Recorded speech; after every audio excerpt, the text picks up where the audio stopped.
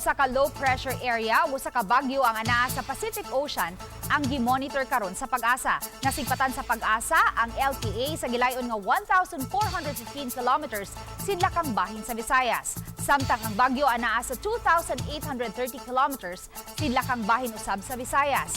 Usa kini ka severe tropical storm nga adunay international name nga Bolaven. Ubos ang tsansa sa naasoy bagyo nga makasulod sa Philippine Area of Responsibility apan ang LPA adunay posibilidad nga mosulod sa 24 ngadto sa 48 ka oras. Sa pagkakaron ang trough o ang extension sa LPA ang magpauwan karon sa pipila ka bahin sa nasod. Nagpabilin karon nga ubos usab ang tsansa sa mong LPA nga mamahimong usa ka bagyo.